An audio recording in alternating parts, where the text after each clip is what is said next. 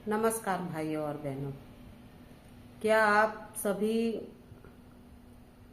श्री कृष्ण पुत्र शाम के बारे में जानते हैं, जिनके कारण पूरे यदुवंशियों का सर्वनाश हुआ? कैसे श्री कृष्ण ने अपने ही पुत्र का वध किया? अगर जानना चाहते हैं तो बने रहिए मेरे पूरे वीडियो में। फिर से एक दिलचस्प कहानी लेके आ गई हूँ, महाभारत की, कृष्ण की। तो भाई और बहनों, अगर आपको मेरी कहानी अच्छी लगे तो लाइक और कमेंट जरूर कीजिएगा, और यूट्यूब पे देख रहे हैं तो सब्सक्राइब कर लीजिए, फेसबुक पे देख रहे हैं तो फॉलो कर लीजिए। तो भाई और बहनों, जब महाभारत का युद्ध समाप्त हुआ और भगवान श्री कृष्ण सबसे विदाई लेने लगे कि अब सबसे मिल लूं और सबका आशीर्वाद लेके और मैं द्वारिका लौट जाऊं। जब द्वारिका जाने के लिए तैयार हुए तो सभी से उन्होंने जाके प्रणाम किया, मिले, धृतराष्ट्र से मिले, जो भी बच गए थे। कौरवों का तो कोई वंश कुल दीपक बचा नहीं था, पर जो बड़े बूढ़े बुजुर्ग बचे थे तो उन सब से मिलने गए। फिर लास्ट में वो गांधारी से मिलने गए, दुर्योधन की माँ गांधारी। तो जब गांधारी से मिलने गए तो गांधारी तो बहुत ही शोक में थी, क्योंकि उसके 100 पुत्रों का सर्वनाश हो गया था भाई और बहनों।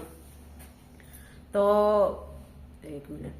100 पुत्रों का सर्वनाश हो गया था तो वो तो बहुत ही क्रोध में भी थी, अंदर ही अंदर। क्या कर सकती है, जैसे संस्कार दिए थे वैसा ही उनके पुत्रों को मिला। इसीलिए बच्चों को कैसे संस्कार देना है वो माँ बाप निर्धारित करते हैं। बच्चा भविष्य में, हमारा बेटी हो या बेटा, भविष्य में अगर अच्छा कार्य करता है तो उसके कारण उसके माँ बाप होते हैं। अगर बुरा कार्य करता है तो उसके कारण भी उसके माँ बाप ही होते हैं। क्योंकि लड़का जब बच्चा होता है तो उसका गुरु कौन होता है? उसकी माँ। और उसकी माँ जैसे उसको संस्कार जो सिखाती है, बच्चा वही बड़ा होके करता है। तो कभी भी छोटे बच्चे हों तो उनको अच्छी शिक्षा देनी चाहिए। तो जैसा उन्होंने संस्कार दिया था, जो भी था उनका, वैसे उनके बच्चे निकले, अंत में मारे गए। तो भगवान श्री कृष्ण जब गांधारी के पास जाते हैं और उनको प्रणाम करते हैं तो गांधारी बहुत कुपित होके और कृष्ण के ऊपर क्रोधित हो जाती हैं। और क्रोधित होके भाइयों और बहनों, उन्होंने श्री कृष्ण को श्राप दे दिया। उन्होंने श्री कृष्ण को क्या श्राप दिया कि जैसे मेरे कुल का नाश हुआ है, सर्वनाश हुआ है, वैसे ही हे श्री कृष्ण, हे द्वारिकाधीश, तुम्हारे यदुवंशियों का सर्वनाश हो जाए आपस में ही। जैसे मेरे कुल के वंशज, मेरे पुत्र सब आपस में लड़के, मेरा परिवार आपस में लड़के और समाप्त हुआ है, वैसे ही तुम्हारा यदुवंशी आपस में ही लड़के और समाप्त हो जाएंगे और कोई बचेगा नहीं। ऐसा श्राप गांधारी ने दे दिया। अब भगवान कृष्ण क्या करें? उन्होंने वो श्राप को भी सर माथे लिया और एक ही बात कही कि परिवर्तन तो होना है। जब ये युग, अब नए युग की शुरुआत हो रही है, तो जब ये युग समाप्त होगा तभी तो नया युग आएगा। फिर बाद में उन्होंने गांधारी को बहुत समझाया बुझाया, ज्ञान दिया, तो गांधारी को समझ में तो आया। पर अब क्या करें, बाणी ऐसी बाबरी, ऊंच सी सोचे ना नीच। एक बार जो बाणी से शब्द निकल गया वो वापस तो आ नहीं सकता भाइयों और बहनों। तो गांधारी का भी यही हुआ कि एक बार जब श्राप दे दिया तब वो वापस तो ले नहीं सकती। तो भगवान श्री कृष्ण ने कहा, कोई बात नहीं, आपका श्राप भी मैं सर माथे पे लेता हूँ। और विदाई लेके सबसे, और वो द्वारिका आए।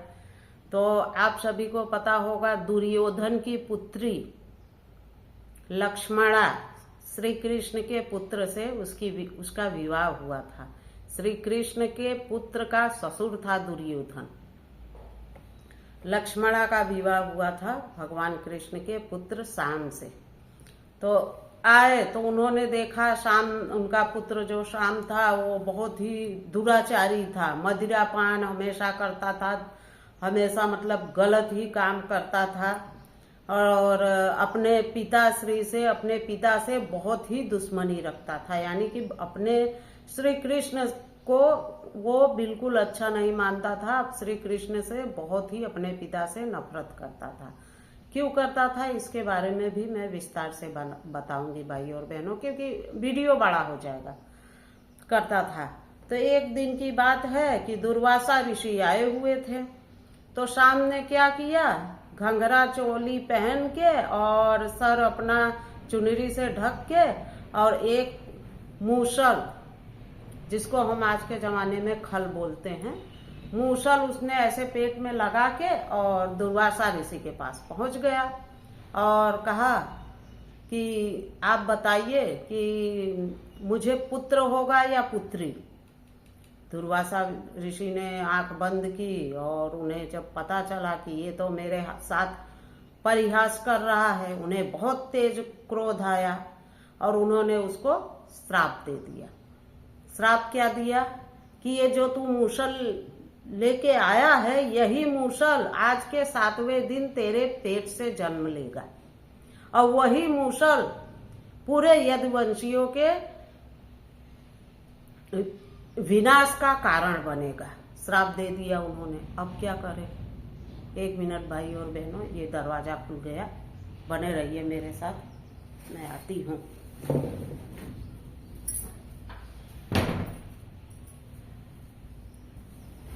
पूरी कहानी अभी पूरी नहीं हुई। तो यही मूसल 7वें दिन तेरे पेट से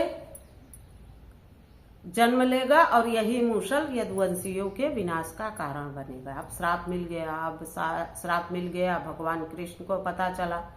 उन्होंने वो पहले ही सोच लिया था कि ये तो होना ही था, गांधारी का श्राप है। अब इन्होंने दे दिया कि इस वजह से, इस मूसल की वजह से हमारे कुल का विनाश होगा। लेकिन भाई हम अपने कुल की सुरक्षा के लिए कुछ तो कर सकते हैं। हमें जब पता है कि अब बीमारी आने वाली है तो परहेज करना हम पहले ही शुरू कर देते हैं। अगर कि बीमारी आ चुकी है तो हम परहेज तो करेंगे। तो ऐसे ही कृष्ण और बलराम को जब पता चला श्राप के बारे में तो उन्होंने उसका उपाय करना शुरू कर दिया। तो 7वें दिन जब शाम को मूसल पैदा होता है तो उस मूसल को भगवान बलराम जी ने क्या किया, बलराम जी ने उसका एकदम कुटवा के चूर्ण बनवा के और समुद्र के किनारे फिकवा दिया कि ना रहेगा ये मूसल और ना होगा हमारे कुल का विनाश। फिकवा दिया एकदम चूर्ण बना के। अब कुछ दिनों के बाद वो जो मूसल का चूर्ण जहाँ पड़े थे वहीं पे वो पौधे के रूप में बड़े होने लगे और मूसल बन गए। फिर एक समय की बात है कि ऐसे ही वो शाम और मदिरा का भी श्राप दिया था दुर्वासा ऋषि ने कि मूसल और मदिरा यही 2 कारण बनेंगे तुम्हारे यदुवंशियों का विनाश का। तो मदिरा भी उन्होंने बंद करवा दी थी कि हमारे राज्य में मदिरा नहीं लाई जाएगी, नहीं आएगी। एक दिन क्या हुआ, शाम का जन्मदिन था और उसने अपने दोस्तों से मदिरा मंगवाई, मदिरा पिया। और मतलब तब के ज़माने में वो लोग क्या करते थे, महफिल या जो भी आज के ज़माने में पार्टी बोलते हैं, पार्टी कर रहा था अपने दोस्तों के साथ, खूब मदिरा पी रखी थी। और उसी समय बलराम आते हैं और जब बलराम ने देखा कि मैंने तो पूरे राज्य में मदिरा का रोक लगा रखा है तो ये मदिरा आई कहाँ से, और शाम को डांटने लगते हैं। तो शाम ने तुरंत बलराम का अपमान कर दिया, बहुत खराब खराब शब्द बोलने लगा। वहीं पे दूसरे दोस्त थे, वो लोग भी मदिरा में मस्त थे और वो सब भी आ गए। तो वहीं पे उनका सेनापति था यदुवंशी जो था, तो उसने भी बलराम का अपमान कर दिया। अब इसी, क्योंकि वो भी मदिरा पी रहा था बैठ के शाम के साथ, तो अपमान कर दिया। अब इसी में कृष्ण भगवान आ गए और कृष्ण भगवान को क्रोध आया कि उनके भाई, बड़े भाई दाऊ का इस तरह से मेरा पुत्र अपमान कर रहे हैं और उसके भाई, उसके दोस्त अपमान कर रहे हैं। उन्हें बहुत गुस्सा आया, उन्होंने शाम को मारना शुरू कर दिया। इतने में बाकी के और भी आ गए जितने भी, फिर युद्ध होना शुरू हो गया पिता पुत्र में। इधर से बलराम और कृष्ण, और जो कृष्ण के तरफ थे वो लोग, उधर से शाम और जो सेनापति और बाकी की प्रजा थी सब आ गए। और वहीं पे मूसल तो उगे ही थे समुद्र के पास, वही उखाड़ उखाड़ के एक दूसरे को मारना शुरू कर दिया।